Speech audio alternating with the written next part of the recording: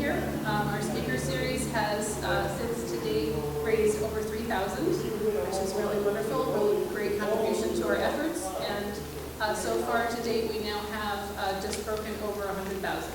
We're really thrilled about that.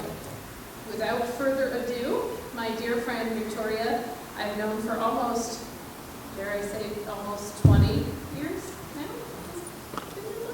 So I'm honored and grateful to introduce her and having her share her story with us, and may we all learn a little something from it. So, Victoria.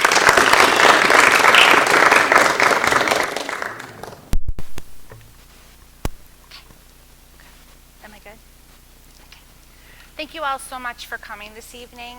This is the first time that I'm going to share this story with anybody, so please bear with me a little bit if I stumble a little. I want to start off here. When I first learned that I had breast cancer, I heard in my mind a door slam shut. I literally heard that. And I knew that the life that I was living at that moment was over. And I was really upset about it because I was having such a great time living my life, and it was something that really bummed me out, and I kept thinking to myself that I just wanted to get back there, and I was about to do anything that I could just to get back to that life. One of the things that's really hard that when you first get a breast cancer diagnosis is that your world stops. And everyone else's keeps going on around you, and you just really wish that you were part of that. So as my journey began, and like I said, I wanted to hurry things along, I did realize that I did have a new journey beginning. A minute prior to my diagnosis, I thought my life was the best. My boys were doing great, my family was happy and healthy, I had the most amazing friends. I finally had my dream job as a kitchen designer, and I had started my own little business where I was doing renovation projects, and I was having a ball. Let's circle back a little bit. So prior to the diagnosis, obviously I had a mammogram and an ultrasound. So women who have dense breasts have to have an ultrasound along with their mammogram so that the doctor can see all of the breast tissue and make sure that nothing's hiding behind anything. So I was scheduled for my mammogram in October, and I was trying to think of every reason why I could call them and tell them that I didn't want to come. I was extremely busy at work. I had these big projects going on, and I felt guilty taking the time for myself to go have this mammogram. I don't know what changed in my head, but something changed, and I ended up going to the appointment. So I'm in the waiting room, and I'm thinking, this is actually really nice to take 5 minutes for myself. I get to read all the trashy magazines that you don't really ever buy for yourself, but they're fun to read in the doctor's office. And I felt really calm. So the nurse comes to take me in, and I'm walking down the hall following her, and the next thing I know, I step my foot over the threshold of this door, and all of a sudden my intuition kicks in, and I knew I had breast cancer. When the mammographer came in, I said to her, I think I have breast cancer, and I was really nervous, and I'm sure she hears this all the time. But she eased my fears. She's probably used to doing that. She did all the work that she's supposed to do and did the testing, and she said to me, come on over here and see the images. And I looked at the images, and she goes, see how beautiful your breasts are, and they're so healthy? And I thought, they do look pretty good for a 48-year-old.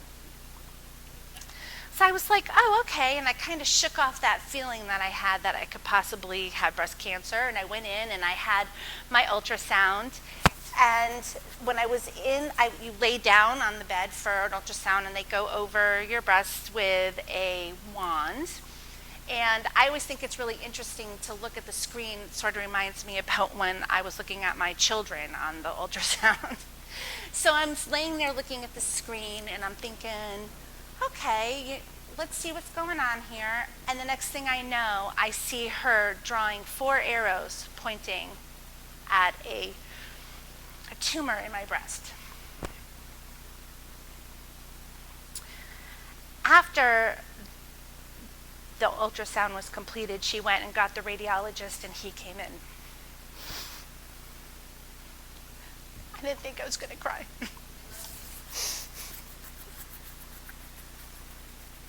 So the radiologist comes in and he says, we found a nodule on your left breast, but it looks funny, but it doesn't look like breast cancer. I really wouldn't worry about it.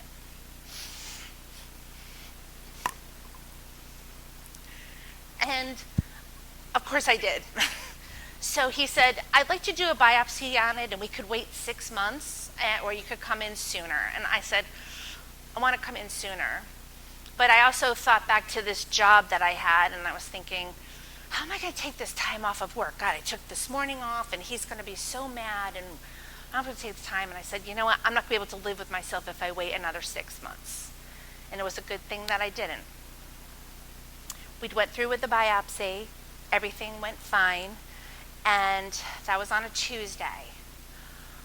I had to wait 3 days with my claws on the ceiling for the results, and it was a Friday morning, and I was driving down the street, and it was November 4th, and those beautiful autumn leaves were still on the trees, and the sky was that vibrant blue that we get in autumn. And I had a cup of coffee in my hand, and I'm heading to this amazing project that I was working on with my own private business. And the phone rings, so I answer the phone, and it is my gynecologist, and she's calling to tell me the results of the test. But instead of asking, are you in a safe place, or you driving a car going 80 miles an hour on the highway, she just blurts out to me, okay, well, you have breast cancer. And then proceeds to tell me not only that I had breast cancer, but that I needed to get my affairs in order. And not only did I need to get my affairs in order, but I needed to take 8 weeks off of work because I was going to have a mastectomy. I was in shock because my mom had had breast cancer previously, and she had a lumpectomy. A mastectomy is not the first option anymore when folks get breast cancer. So I'm thinking to myself, I'm having a mastectomy. And I said to her, is it that bad? And she screams at me, you have breast cancer! Like I was an idiot. So that was how I was told that I had breast cancer. And I did notice that as you go through, there are some doctors out there that don't have much empathy when they're talking to you about cancer, and hopefully that will change at some point. So now, I've been diagnosed, I go through all the treatment, and I start to think and hope that there's some reason why I got breast cancer, that there's some meaning in this all, because I'm one of those people that I always have to find the reason. I also didn't want my experience to be a negative experience. I wanted to find something positive in it, and that was when I remembered a scientific theory that I had read about years prior called the butterfly effect. So I'm going to read this to you just because it's a scientific thing and I can't memorize it. So in chaos theory, the butterfly effect is the sensitive dependence on initial conditions in which a small change in one state of a deterministic nonlinear system can result in large differences in a later state.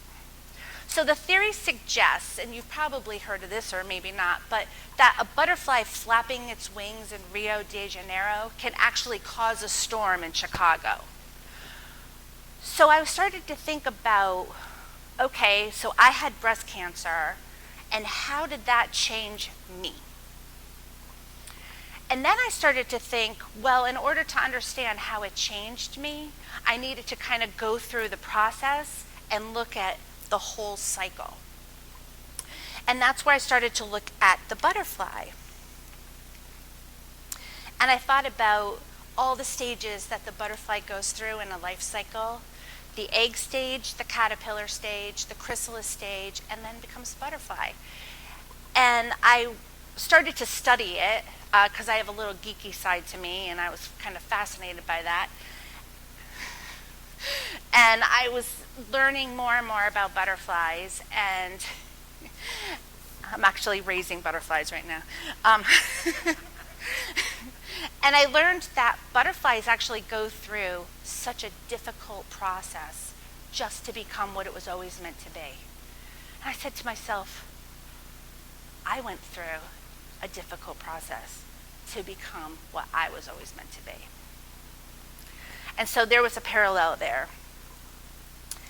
So that's where I just want to sort of bring you in on this for just a minute, because what I'm about to talk about are the stages of breast cancer and the parallels of it pertaining to the life cycle of a butterfly. But what I also want you to think about is something that's happened in your life that was life-altering. Because as I walk through this, you could probably put yourself into this process. I don't think it's only just for breast cancer. I think it could be for a lot of things. And I've put it towards myself with divorce, the loss of a loved one, the loss of a job. So here goes. So the egg stage is the beginning of a new life of the butterfly. And the cancer diagnosis was the beginning of a new way of life for me.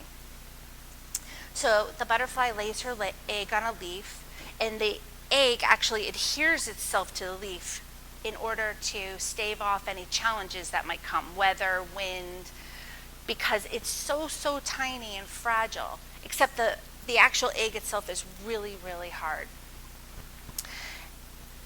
So I started to think about the fact that this butterfly egg, being so tiny, braces itself for the challenges ahead, and it's so strong. And I said, well, that's what I had to do. I had to brace myself for the challenges ahead, and I had to get strong. But first I had to break down. So when you first get a cancer diagnosis, you certainly are overwhelmed. And for me, the most overwhelming emotion that I had was fear. I worried about everything, what was going to happen. I didn't have any understanding as to what it actually meant to even have breast cancer. My only experience with breast cancer had been when my mom had breast cancer.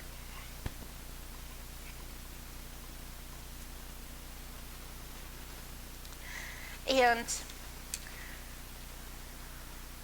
when she had breast cancer, she made it look so easy. And I thought to myself, gosh, breast cancer is easy. She maintained a normal lifestyle. She never complained.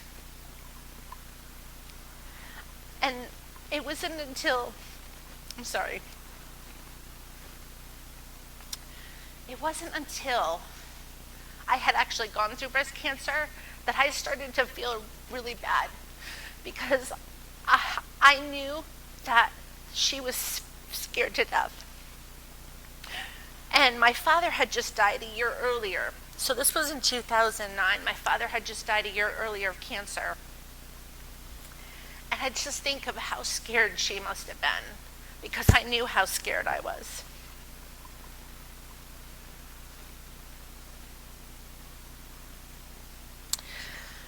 I also had a lot of my fears that would keep me up at night. I would think about my boys, and I'd think, oh my God, what would happen if my boys didn't have a mom? And I thought about my family, and I thought about my mom losing her daughter. And if you know me, you know that I am a nut, and I can't just be here and be like, everything's going to be okay. I have to go here and start questioning my mortality. So that's sort of the way that I think about things.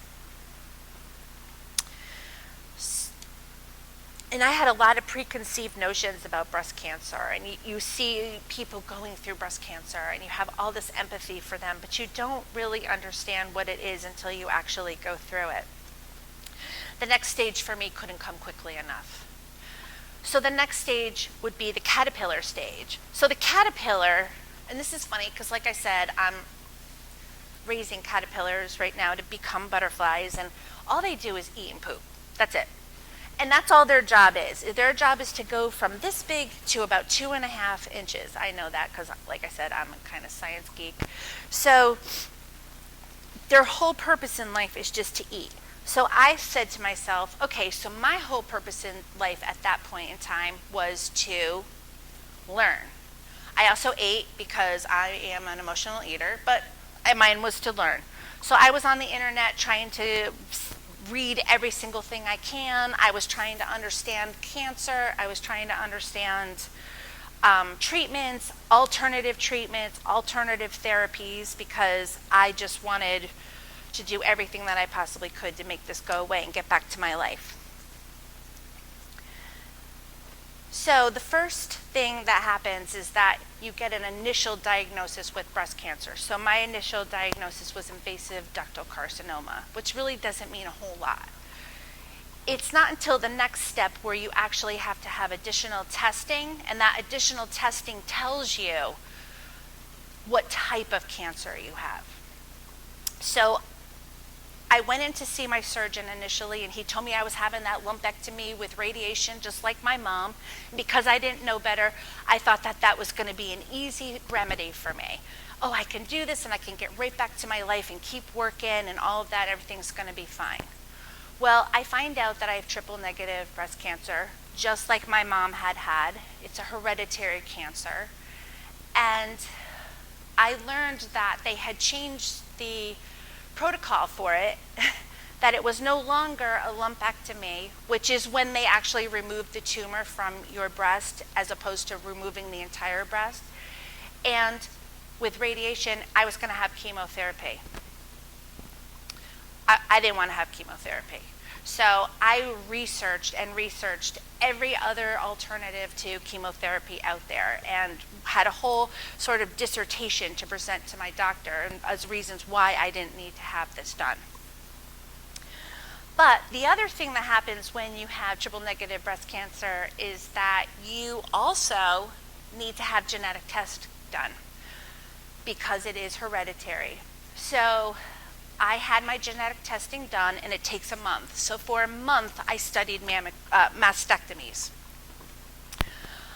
Watching videos, I made myself absolutely crazy because, again, just like chemo, I did not want to have a mastectomy. I was only 48 years old, and the thought of losing my breasts was just too much for me to bear.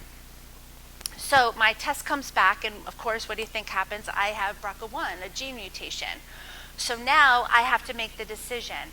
Am I going to do the lumpectomy with chemo, or am I going to do the mastectomy, hysterectomy with chemo?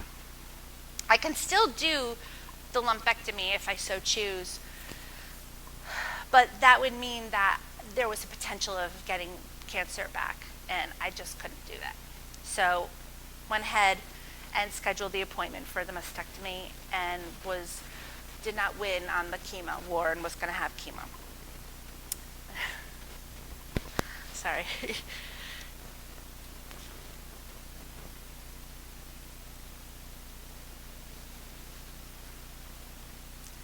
So there's this brief lull in between making that decision and when the surgery will take place. And it was in that time that I started to feel myself drift from one world into another. I was like holding on to my old life, and I was wanting to be normal so badly, but I could just feel myself losing the grasp. And the next thing I knew, I was a cancer patient. So after you go through your caterpillar stage, we move into the chrysalis stage. This is fascinating. So the caterpillar actually makes a chrysalis out of its own skin. And when it goes in there, a lot of people tend to think that the caterpillar is resting and becoming a butterfly. But actually, that caterpillar is working harder than it ever had in its entire life. And that's what happens with a cancer patient. You are working harder than you ever had in your entire life just to get better. One of the things about the chrysalis stage that I found fascinating was that I really felt like a caterpillar going into a chrysalis because of all the love around me. My mom's family, my friends, my children, everyone came around me and formed this beautiful chrysalis around me. And they kept me inside, safe and protected, for the next 6 months. And that's a big thing. And so if you ask me one thing that I learned about breast cancer, is that it's all about love. Life is all about love. So I went through a 12-hour surgery for my mastectomy and also my reconstructive surgery. And it was a 6 to 8 week period of time that you needed to take off from work to get better and heal. And of course, I couldn't do that.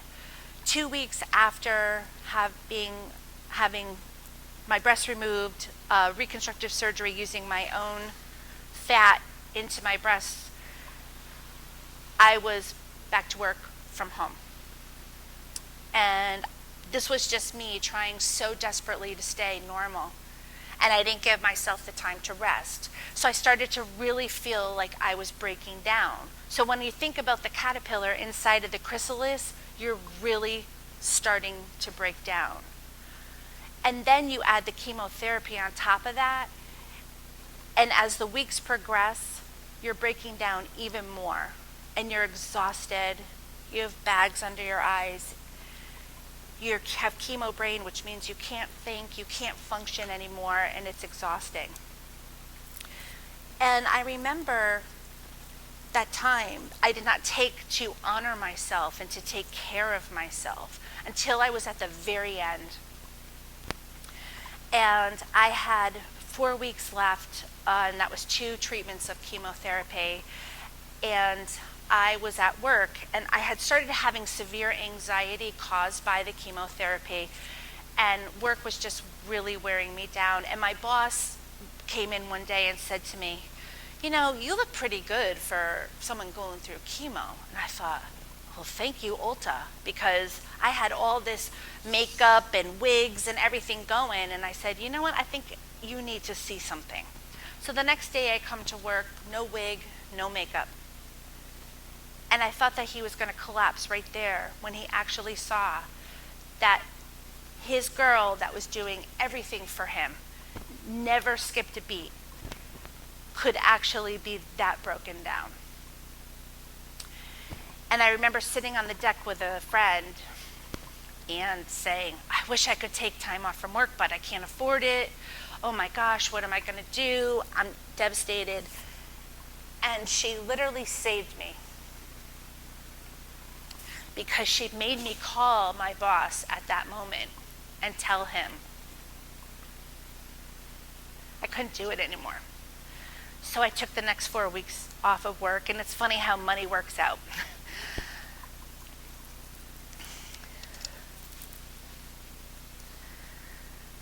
So now I find myself completely broken down, and everything's over.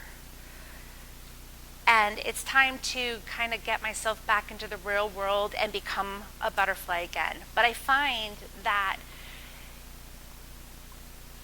after you go through a cancer diagnosis and you have surgery and you have also chemotherapy, that it's just not as easy as you think it's going to be. I literally thought that I was going to have my last chemo treatment and I was going to be skipping in my loo 2 weeks later. I'm like, I'm going to be done. I'm going to be back to my life. Yeah, I'll be bald, but who cares? And everything's going to be fine. It doesn't work that way. Because what happens is you are so broken down by the chemo. The very drug that is meant to help you save your life makes you sicker than you've ever been before it actually saves you.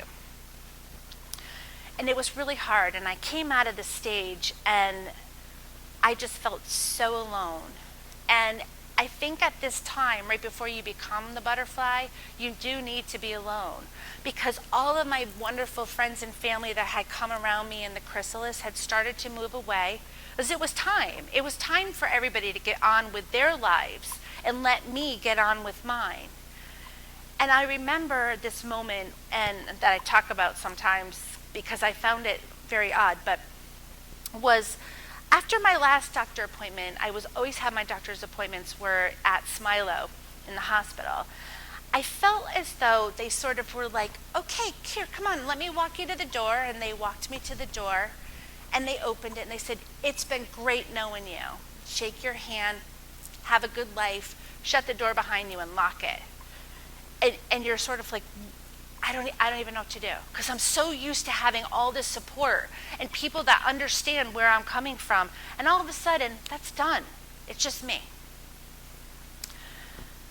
But that's okay, because here's what happens. When the butterfly comes out of the chrysalis, it actually isn't ready to fly. Its wings are damp and soft, and it actually sits just like this for a period of time until it's ready. And it needs to rest. I mean, when you think about the life cycle of a butterfly, that butterfly needs to rest. So what ends up happening is that the butterfly will eventually start to pump blood into their wings. And even though the wings are ready to go, the butterfly has a really hard time learning how to fly. Finally, though, it does, and off it goes into the world, and it's beautiful. And I felt the same way for myself, was that it was so difficult for me to get back on my feet. I think it was the hardest part of the whole entire journey. And it was a funny time, too, because while I was resting, before I was ready to fly, I went back to that old life. And I opened up that door. That life that I was so desperate to get back to. And I looked in and I was like, there's nothing there for me. Which was sort of profound, because I was killing myself for that life. And now that I was where I was, I didn't want it anymore. And I think to myself, all right, so what's the reason why you got breast cancer? And I think you had to be beaten down so far for the one reason that you had breast cancer. And that was to love yourself. You had to learn, had to learn the value of myself. And in order to do that, I had to go through that journey and get to the point where I couldn't say, hold on, let me help you first, because I didn't have the energy. The only person I could help was me. So I look at breast cancer and I think to myself that it was a true gift. Now, at the time, my mom could tell you that I didn't act like it was a true gift, and I'm sure there were times where people wanted to hang me. But I could tell you that it was the one thing that set me free in my life. And the minute that I learned that was the minute that my wings were ready and I was able to fly.